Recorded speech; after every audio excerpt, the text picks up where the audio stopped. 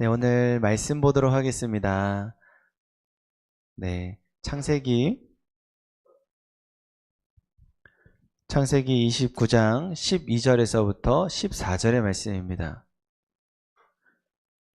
창세기 29장 12절에서부터 14절의 말씀, 우리 교독하시고 마지막 절 함께 봉독하도록 하겠습니다. 그에게 자기가 그의 아버지의 생질이요 리브가의 아들됨을 말하였더니 라헬이 달려가서 그 아버지에게 알림해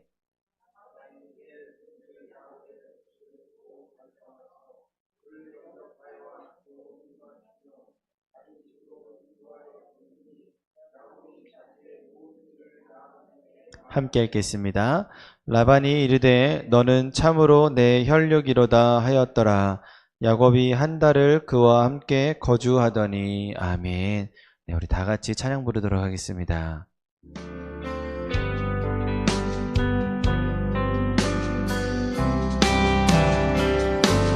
날마다 숨 쉬는 순간마다 내 앞에 어려운 일 보내 주님 앞에 이 몸을 맡길 때 슬픔 없네 두려움 없네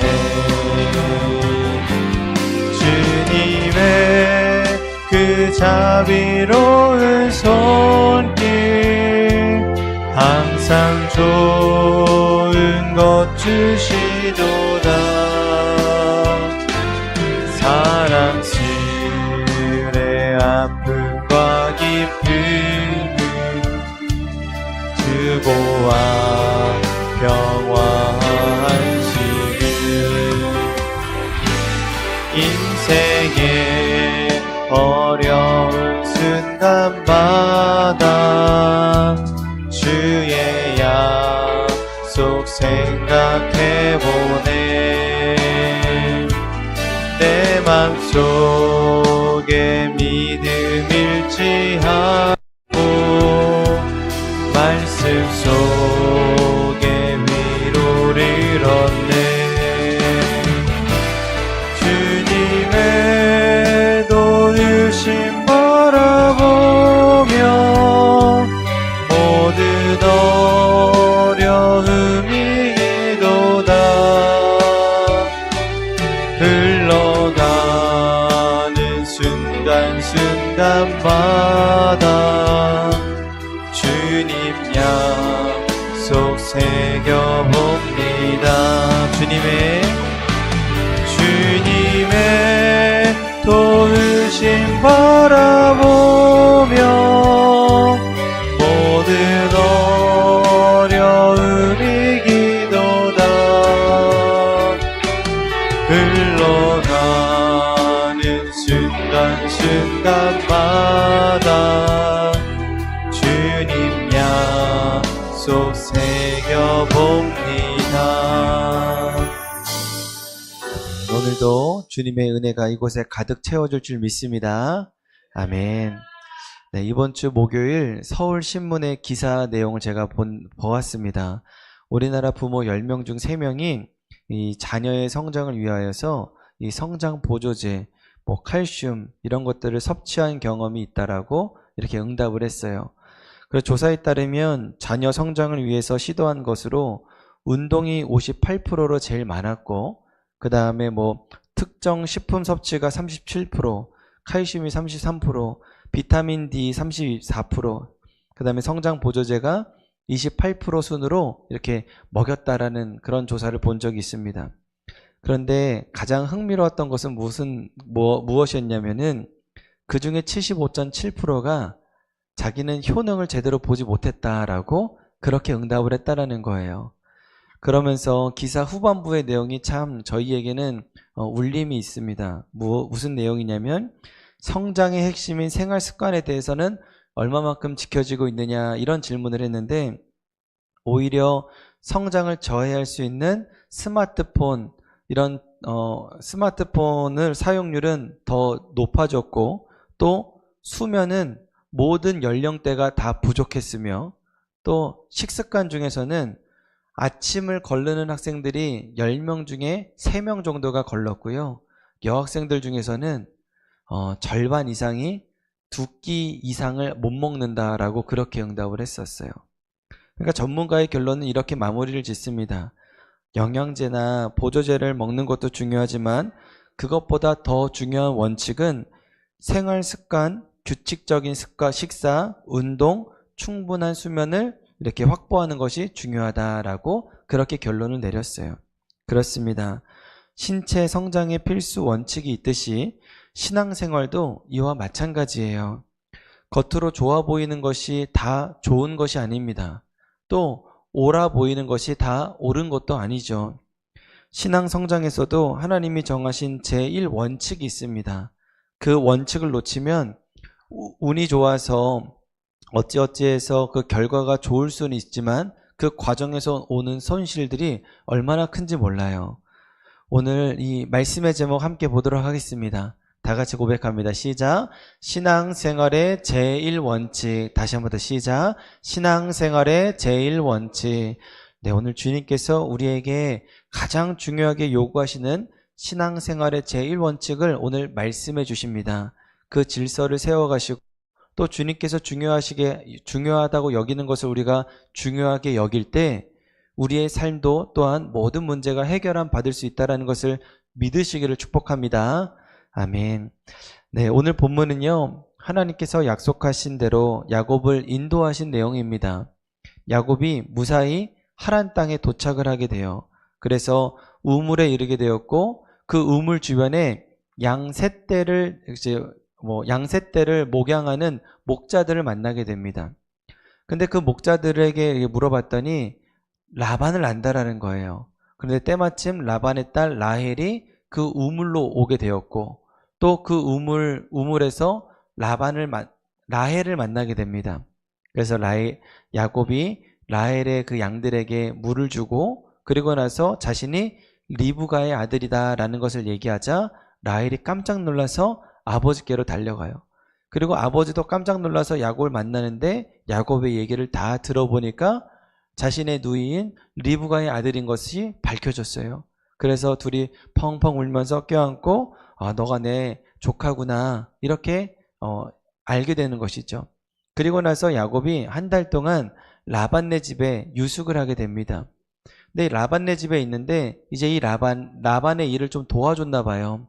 그러니까 라반이 야 네가 내 조카이기도 하지만 그래도 무료로 내가 너의 노동력을 사용하는 것은 좀 별로 보기 좋아 보이지 않는다. 그러니까 너의 품삯을 네가 말해봐라 라고 얘기를 했더니 야곱이 그러면은 삼촌의 딸들 중에 라헬을 내가 마음에 두고 있는데 라헬을 나의 신부로 삼게 해주세요 라고 얘기를 했더니 그래 그거 좋겠구나. 그럼 제가 삼촌을 위하여서 7년을 일하겠습니다.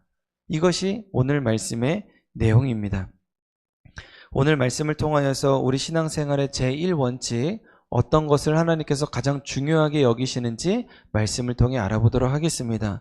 우리 첫 번째 제목이에요. 다 같이 읽겠습니다. 시작.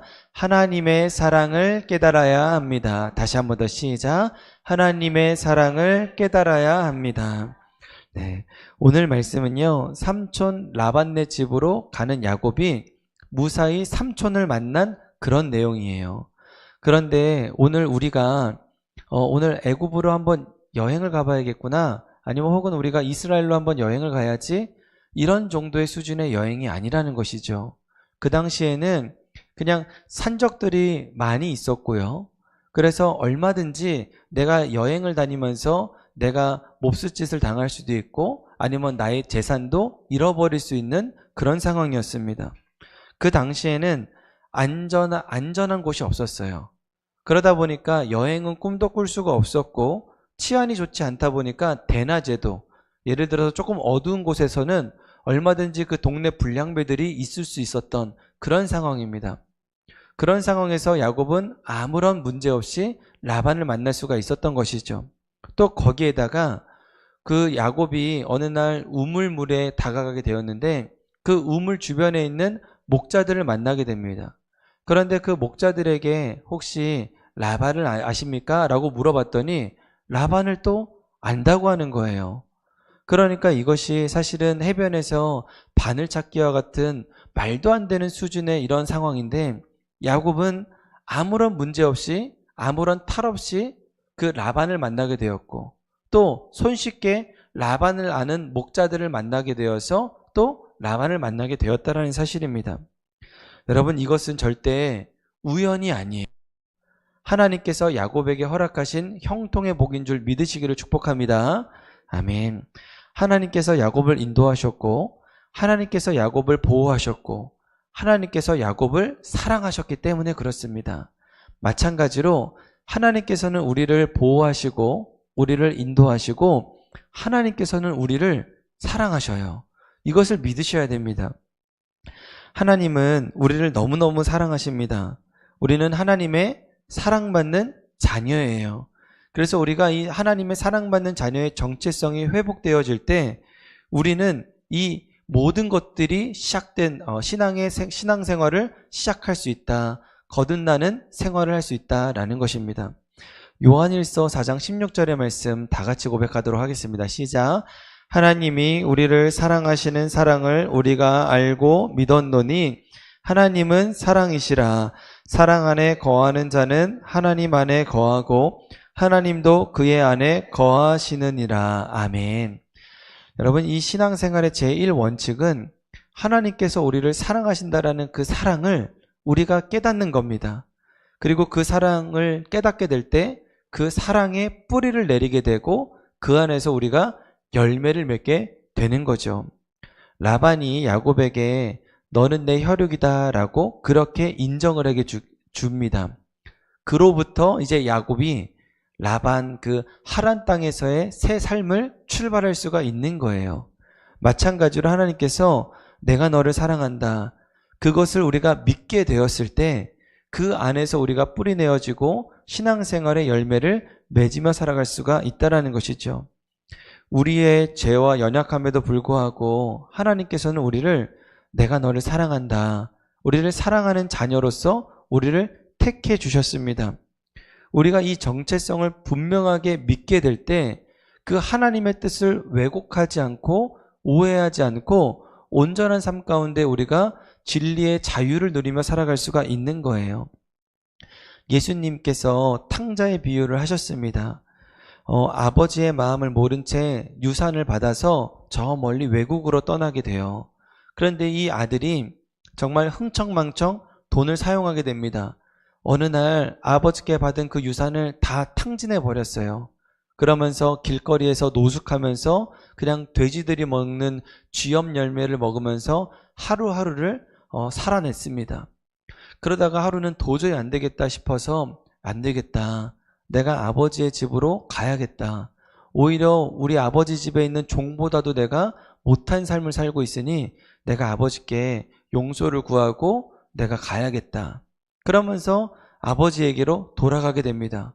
그런데 이 돌아가는 과정에서 이 아들이 얼마나 불안했는지 차라리 내가 아버지가 나를 혹시 받아주지 않는다 하더라도 아버지 그러면 저를 종으로라도 받아주세요 라고 하면서 그렇게 준비하면서 간 거예요. 그러나 이 아들의 그 걱정과 염려했던 거는 반대로 아버지는 아들이 돌아온다는 그 소식을 듣자마자 어떻게 하죠?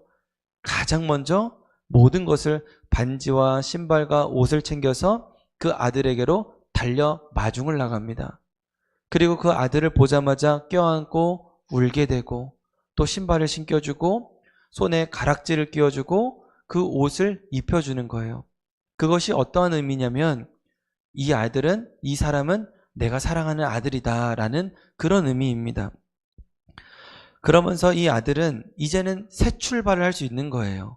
똑같은 아들이었지만 내가 이전에는 아버지의 사랑을 인식하지 못하고 살았던 그때가 아니라 이제는 아버지의 그 사랑을 인식하고 난 다음부터는 새로운 출발을 할 수 있던 것입니다. 마찬가지예요. 우리가 먼저 하나님의 마음을 깨닫게 되었을 때 똑같은 삶을 살지만 똑같은 하나님의 사랑받는 자녀이지만 우리가 이것을 인식할 때 우리의 삶은 모든 것들이 다 달라지는 역사가 있다는 것이죠. 요한복음 8장 32절의 말씀을 다 같이 믿음으로 고백합니다. 시작. 진리를 알지니 진리가 너희를 자유롭게 하니라. 아멘. 진리가 너희를 자유롭게 한다고 하셨습니다. 이 진리라는 것은 하나님의 말씀이에요. 하나님의 말씀이 우리를 자유롭게 하시는 것이고, 하나님의 말씀은 내가 너를 사랑한다, 이 하나님의 마음을 담고 있는 거예요. 이전에는 진정한 행복이 내가 물질에서부터 나온다라고 생각을 했어요. 그러다 보니까 얼마나 우리가 이 물질에 얽매여 살았는지 모릅니다. 또 자녀 양육이나 건강이나 직장에서의 스트레스나 사람과의 관계에서나 이 모든 것들로부터 내가 잘해야 된다라고 하면서 내 스스로 얼마나 열과 성을 냈는지 모릅니다. 그러나 하나님의 말씀, 이 진리가 나를 자유롭게 하는 것이죠. 이전의 상황과 지금의 상황은 다 똑같지만 그래도 하나님의 말씀을 깨닫게 되고 나서부터는 이제는 우리가 자유로운 삶을 살아갈 수가 있는 것입니다. 하나님이 나를 사랑하신다라는 이 진리가 나를 자유롭게 하신 줄 믿으시기를 축복합니다. 아멘. 그래서 하나님의 사랑을 깨닫고 나면 누구든지 다 변화받게 되어 있어요. 왜냐하면은 하나님의 사랑이 너무나도 위대하고 너무나도 크기 때문에 그렇습니다. 하나님께서 자신의 사랑하는 아들 독생자 예수 그리스도를 이 땅에 보내주세요. 그런데 이것이 얼마나 크고 위대한 것인지 감히 설명조차 할 수 없을 정도예요.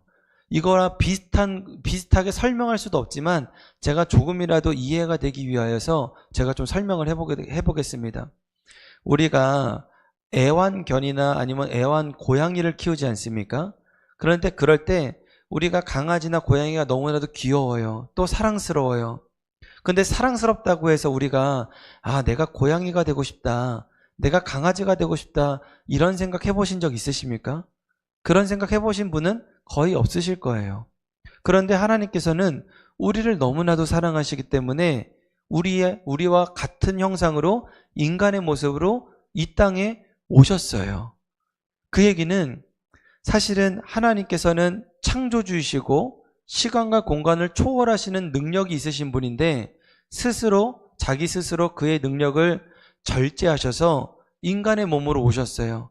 시간과 공간을 초월하지도 못하고 그 권세와 능력을 다 온전하게 다 누리지도 못하지만 우리 인간이 너무나도 사랑스러워서 그것을 다 감당하셨던 분이 바로 우리 예수님이시라는 것이죠. 그렇기 때문에 우리의 상상으로는, 우리의 생각과 판단으로는 이 하나님의 사랑을 우리가 감히 재단하거나 감히 상상할 수 없을 정도의 크기라는 것이죠. 이 사랑을 우리가 조금이나마 경험하게 되면 누구든지 이 사랑에 반응할 수밖에 없게 됩니다. 내가 정말 이런 사랑을 받았구나, 내가 이런 분의 사랑받는 자녀이구나, 이 정체성이 회복이 되면 그러면은 사람들은 다 변화받을 수밖에 없다라는 것이죠. 그래서 이 4절의 말씀 함께 보도록 하겠습니다. 4절입니다. 시작. 야곱이 그들에게 이르되 내 형제여 어디서 왔느냐? 그들이 이르되 하란에서 왔노라. 아멘. 이 짧은 구절에 이 내 형제여라는 이 한 단어가 있지만 사실 야곱의 삶을 한번 되돌아보시길 바랍니다. 야곱은요, 자기밖에 몰랐어요. 자기가 복을 얻기 위해서는 수단과 방법을 가리지 않았던 그런 사람이 이제는 한 번도 본 적이 없는 그 목자들에게 내 형제여 하면서 친근하게 다가가기도 합니다. 그러니까 이 정체성으로 인하여서 정체성이 변함으로 말미암아 이 야곱의 삶도 자연스럽게 조금씩 변해가는 것을 우리가 알 수가 있어요. 그것뿐만이 아닙니다. 우리 2절과 3절 함께 보도록 하겠습니다. 시작. 본즉 들에 우물이 있고 그 곁에 양 세 떼가 누워 있으니 이는 목자들이 그 우물에서 양떼에게 물을 먹임이라. 큰 돌로 우물 아귀를 덮었다가 모든 떼가 모이면 그들이 우물 아귀에서 돌을 옮기고 그 양떼에게 물을 먹이고는 우물 아귀 그 자리에 다시 그 돌을 덮더라. 아멘. 이 내용이 어떤 내용이냐면은 우물이 있고 그 우물 주변에 양떼를 모는 그 목자들이 있는 거예요. 그런데 우리가 생각하는 그런 우물을 생각하시면 안 됩니다. 그 지역은 그냥 땅에서 조그만하게 샘이 쫄쫄쫄 나오는 그런 우물이에요. 그래서 큰 돌로 그것을 덮어놓았다라는 것은 마를 수가 있기 때문에 그곳을 이렇게 돌로 덮어놓은 겁니다. 그런데 이때 야곱이 봤더니 해가 중천인데 사람들이 양들에게 우물물을 먹이고 그런 다음에 다시 양들에게 풀을 먹이면은 그 양들이 더 건강해지고 더 나은 삶을 살 수 있을 것 같은데 그 목자들이 그냥 가만히 있는 거예요. 그러니까 야곱이 딱 이렇게 얘기합니다. 우리 7절과 8절의 말씀도 다 같이 고백합니다. 시작. 야곱이 이르되 해가 아직 높은즉 가축 모일 때가 아니니 양에게 물을 먹이고 가서 풀을 뜯게 하라. 그들이 이르되 우리가 그러하지 못하겠노라. 때가 다 모이고 목자들이 우물 아귀에서 돌을 옮겨야 우리가 양에게 물을 먹이느니라. 아멘. 그러니까 이전에 야곱이라면은 그러니까 상대방의 문제에 대해서 그렇게 크게 관심이 없었을 텐데 그 문제에 대해서 딱 확인을 하고 그 문제에 대한 해답도 딱 제시해 주는 거예요. 지금 빨리 물을 먹이고 다시 양들에게 풀을 먹이면은 양들이 더 건강해질 것이다. 이렇게 얘기해 주는 것이죠. 그러니까 이 목자들은 그 당시의 시대를 좀 우리가 알아야 되는데 여기서도 라반의 양들을 라헬이 데리고 오지 않습니까? 그러니까 이 목자들은 대체적으로 주인의 종들일 확률이 높다라는 거예요. 그러니까 자신의 양들이 아니니까 그냥 딱 주어진 것만 했다라는 것을 우리가 알 수가 있어요. 그러니까 야곱이 봤었을 때는 조금 답답한 모습으로 비춰졌던 것이죠. 그러니까 야곱이 어떻게 하느냐? 10절입니다. 시작. 야곱이 그의 외삼촌 라반의 딸 라헬과 그의 외삼촌의 양을 보고 나아가 우물 아귀에서 돌을 옮기고 외삼촌 라반의 양떼에게 물을 먹이고. 아멘. 지금 야곱이 어떻게 하냐면 우물 아귀에서 돌을 옮기고 외삼촌 라반의 양떼에게 물을 먹이게 됩니다. 그러니까 이 돌의 무게가 그렇게 무거운 게 아닌데 그런 관습과 습관에 의하여서 이 돌을 옮기지 모습을 우리가 알 수 있는 것이죠. 그러나 야곱은 이제 하나님의 사랑받는 자녀의 정체성으로 거듭나게 되었고 새롭게 됨으로써 이제는 이런 것들을 다 이제 새롭게 해결해 나가면서 나아갈 수 있게 되었다는 것입니다. 하나님을 경험하고 정체성이 회복되면 우리 삶에서는 변화가 일어나게 돼요. 그것을 우리가 인정하고 또 소망과 희망을 품고 나아가게 될 때 주님께서는 하늘의 복과 이 모든 문제를 해결할 수 있는 복을 우리에게 허락하시는 줄 믿으시기를 축복합니다. 아멘. 우리 적용 질문 드리도록 하겠습니다. 첫 번째입니다. 나를 향한 하나님의 사랑이 믿어지시나요? 하나님은 우리를 보호하시고 인도하시고 정말로 우리를 하나님은 사랑하십니다. 두 번째 질문입니다. 내가 습관적으로 하고 있는 신앙생활은 무엇입니까? 이 야곱이 돌을 옮기라고 했는데 이 돌을 옮기지 못하는 이유는 무엇이며 내가 습관적으로 신앙생활하고 있는 것은 무엇인지 한번 생각해 보시고 나눠보시길 바랍니다. 두 번째입니다. 다 같이 읽겠습니다. 시작. 우리의 마음을 하나님의 말씀에 정렬시켜야 합니다. 아멘. 여러분, 이 하나님의 마음을 깨닫게 되었다면은 하나님의 말씀에 우리의 마음을 자꾸만 우리가 정렬시켜 나아가야 돼요. 이 야곱은요, 베델에서 하나님을 만나 뵙고 난 다음에 하나님께서 나와 항상 함께 계시다라는 것을 깨닫게 되었습니다. 그리고 하나님의 절대적인 은혜와 사랑으로 하란 땅에 무사히 도착하게 되었어요. 거기서 그치지가 않습니다. 이제는 그 하란 땅에 도착했었을 때 우물에 도착하게 되었는데 그곳에서 라반을 아는 사람들을 만나게 되었고 라반을 이제 만나게 되었다라는 것이죠. 근데 그럴 때일수록 이렇게 하나님께서 강력하게 역사할 때일수록 우리는 더욱더 내 마음의 상태를 점검해야 되고 하나님의 뜻에 거스르는 것은 없는지 말씀을 내 생각을 정렬하는 것이 굉장히 중요합니다. 라반의 집에 한 달 동안 살면서 야곱이 라반의 일을 좀 도왔나 봐요. 그러다 보니까 라반이 먼저 이제 너가 내 조카이긴 하지만 이제 내가 너에게 품삯을 정해서 주겠다라고 얘기를 하니까 야곱이 내가 그러면은 라헬을 내가 마음에 두고 있는데 라헬을 위하여서 제가 7년 동안 일을 하겠습니다 라고 그렇게 얘기를 해요. 18절의 말씀입니다. 시작. 내가 외삼촌의 작은 딸 라헬을 위하여 외삼촌에게 7년을 섬기리이다. 아멘.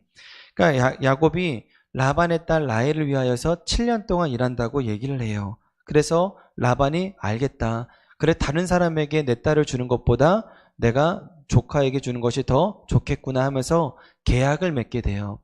그런데 여기서 우리가 고대 근동의 결혼 문화를 조금 우리가 알아야 됩니다. 고대 근동 시절에서는요, 한 사람 한 사람이 노동력이에요. 그러다 보니까 우리가 그 아들은 너무나도 귀하기 때문에 결혼을 하게 되면 여자가 어떻게 돼요? 남자 쪽으로 시집을 오게 됩니다. 그런데 여자도 한 노동력이지 않습니까? 그러면 이 노동력을 잃어버리게 된 거예요. 그러니까 그 당시에는 어떠한 문화가 있었냐면은 이제 결혼 지참금, 신부 지참금이라는 게 있어요. 이것을 히브리어로 모하르라고 하는데 이 모하르를 이제 신랑 측이 준비해서 신부 측 가정에게 모하르, 신부 지참금을 줘야만 했습니다. 우리가 이전에 우리가 알듯이 아브라함이 늙은 종을 통하여서 낙타나 소와 양떼를 이끌고 넘어가지 않았습니까? 그게 무엇이냐면은 바로 신부 지참금 모하르인 거예요.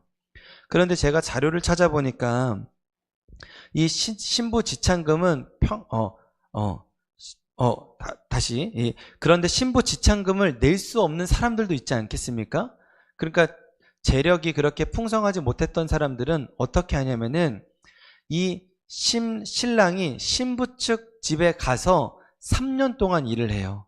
무상으로 3년 동안 일을 해서 그것 3년을 다 채우면은 신부를 데리고 자신의 집으로 다시 돌아오게 됩니다. 그렇게 그 고대 근동의 결혼 문화는 이런 모하르라는 것이 있었어요. 그런데 제가 자료를 찾아보니까 이 모하르 신부 지참금은 대체적으로 3년 정도를 치른다고 합니다. 그러니까 3년 동안 내가 신부 측에 가서 일을 해주고 그리고 그 신부를 데리고 다시 집으로 돌아오는 거예요. 그런데 지금 야곱이 몇 년 동안 일을 한다고 했죠? 7년 동안 일을 한다고 했습니다. 그러니까 이는 라헬을 정말로 내가 사랑합니다. 내가 이만큼까지 라헬을 사랑하기 때문에 7년 동안 일을 할 수 있습니다. 이런 의미도 있지만 자신을 드러내기 위한 그런 고백이기도 한다라는 것이에요. 우리 에베소서 4장 27절의 말씀 보도록 하겠습니다. 시작. 마귀에게 틈을 주지 말라. 아멘. 그렇습니다. 마귀에게 틈을 주지 말라라고 해요. 마귀는요, 허상이기 때문에 우리에게 어마어마한 무슨 두려움을 주거나 아니면은 자신의 힘이 이렇게 강하다라고 얘기하지만 그것은 다 거짓말이죠. 그래서 마귀가 하는 전략 중에 하나는 무엇이냐면 우리 마음에 있는 욕심을 자극하여서 스스로 자멸하는 길로 유도합니다. 이게 마귀가 하는 유일한 방법이에요. 그렇기에 우리는 하나님의 사랑을 확신하면 확신할수록 내 생각을 절제하고 하나님의 말씀에 내 마음을 정렬시키는 태도가 필요합니다. 아마 야곱도 그랬던 것 같아요. 내가 하나님으로부터 사랑을 받았고 또 내가 하란 땅에 오면서 아무런 문제가 없었어요. 또 하란 땅에 왔었을 때 이제 자신의 삼촌 라반도 너무나도 손쉽게 만나게 되었습니다. 그러니까 자기 안에 이유 모를 자존감이 또 자긍심이 막 자신감이 막 이렇게 부릴 듯이 일어났던 것 같습니다. 그리고 또 이전에는 이제 야곱의 평생의 비교 대상인 형 에서로부터 자꾸만 눌려서 살았던 그가 이제는 내가 형 에서로부터 벗어나서 자기를 좀 드러내고 싶었던 그런 마음이 있었던 것 같아요. 또 야곱은 인간적인 초조함 때문에 그 야곱의 나이가 70세라고 하지 않았습니까? 그런데 70세가 다 되고 나서도 결혼도 못하고 자녀도 없고 재산도 없고 그러니까 그 마음 가운데 조급함이 있으니까 라반에게 조금이라도 더 잘 보이기 위하여서 내가 7년 동안 일하겠습니다 라고 그렇게 고백을 했던 모양이에요. 그런데 그래서 이 3년 동안 일해도 되는 것을 야곱이 7년 동안 자신을 과시하기도 하고 자신의 그런 연약함에 눌려서 그런 고백을 했다라는 것이죠. 그런데 하나님의 은혜만으로도 충분한 그런 야곱이 그렇게 고백을 했다라는 것은 우리 삶 가운데서도 이와 같은 모습이 있다라는 것이죠.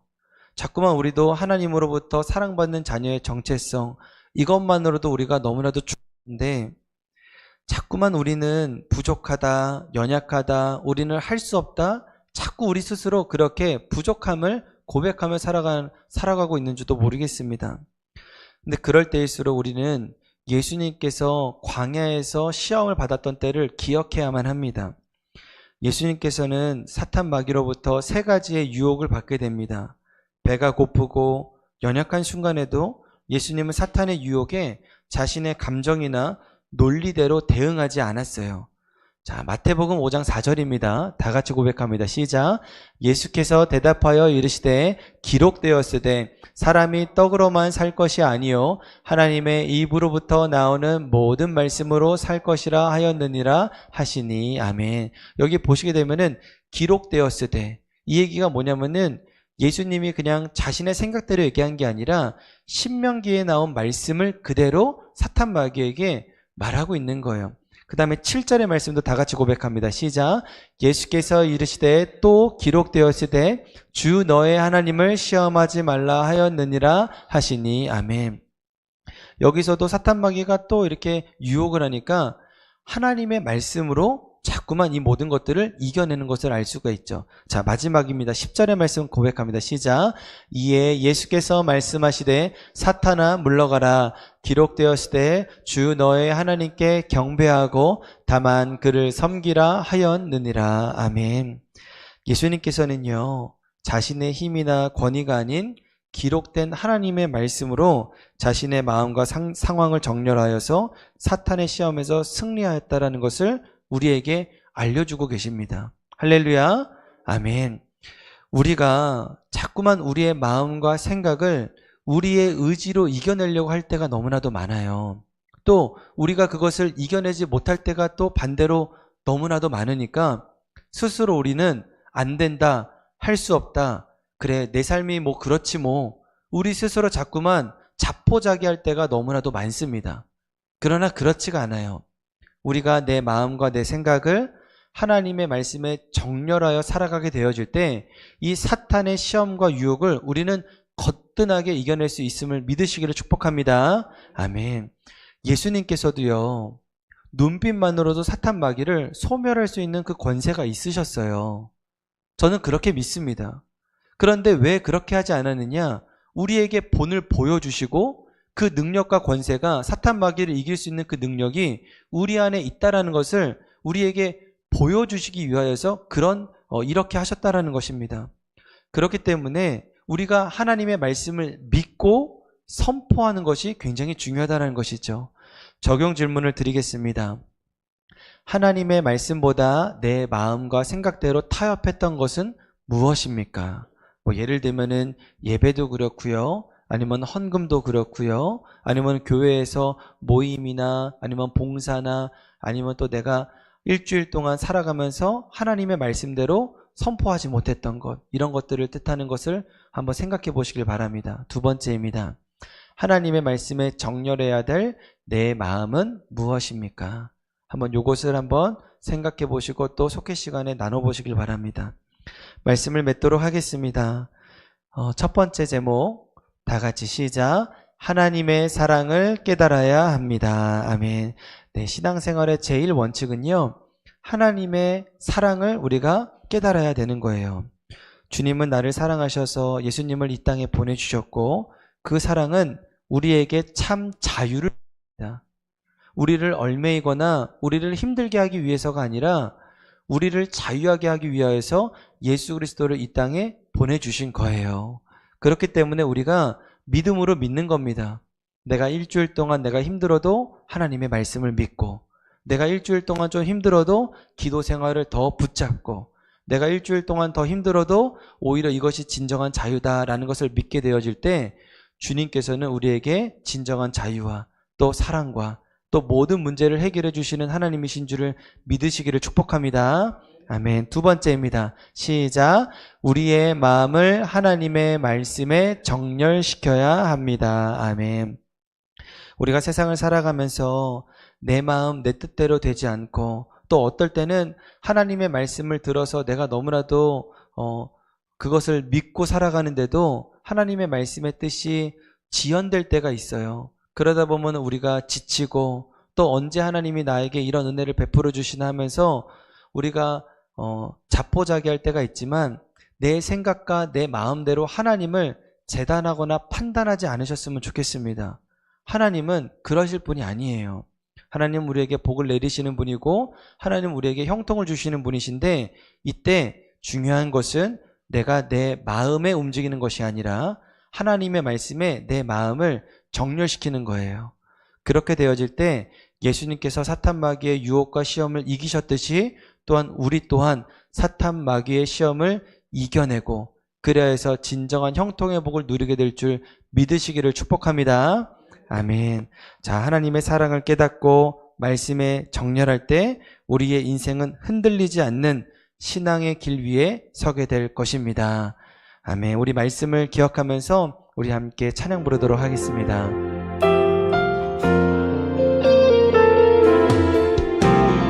아버지 사랑 내가 노래해 아버지 은혜 내가 노래해 그 사랑 변함없으신 거짓없으신 성실하신 그 사랑 상한 갈 때 꺾지 않으시니 꺼져가는 등불 끄지 않는 그 사랑 변함없으신 거짓없으신 성실하신 그 사랑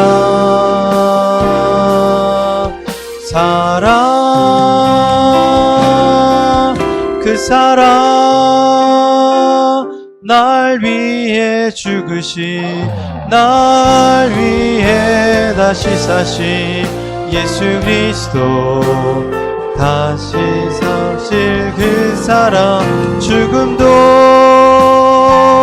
생명도 천사도 하늘의 어떤 권세도 끊을 수 없는 영원한 그 사랑 예수 그 사랑 날 위해 죽으신 날 위해 다시 사신 예수 그리스도 다시 오실 그 사랑 죽음도 생명도 천사도 하늘의 어떤 권세도 끊을 수 없는 영원한 그 사랑 예수. 그렇습니다. 주님, 오늘 말씀을 통해 우리의 신앙생활의 제1원칙을 다시금 깨닫게 하심에 감사를 드립니다. 야곱을 인도하시고 보호하신 것처럼 우리의 걸음 하나하나를 인도하시는 주님의 손길을 믿습니다. 우리가 연약할 때에도 길을 잃은 듯 헤맬 때에도 하나님은 변함없이 우리를 사랑하시며 주의 품으로 이끌어 주심을 고백합니다. 우리를 끝까지 포기하지 않으시는 주님, 우리가 먼저 하나님의 마음을 깨닫는 사람 되기를 소망합니다. 환경이 아니라 사랑으로, 상황이 아니라 말씀으로 삶을 바라보게 하시고 세상 속에서 흔들리지 않는 하나님의 자녀로 서게 하옵소서. 또한 우리가 주님의 사랑을 알았을 때 그 마음이 세상의 욕심과 결합되지 않도록 지켜주시고 우리의 생각과 감정, 계획과 결단이 하나님의 말씀에 정렬된 삶이 되기를 소망합니다. 야곱이 하나님의 사랑을 깨달은 후 새 사람이 되었듯 오늘도 우리도 이 말씀을 통해 새롭게 된 줄 믿습니다. 하나님의 사랑 안에서 자유하게 하시고 그 사랑을 이웃에게 흘려보내는 축복의 통로로 살아가게 하시옵소서. 이 모든 말씀을 예수 그리스도의 이름으로 기도드렸습니다. 아멘.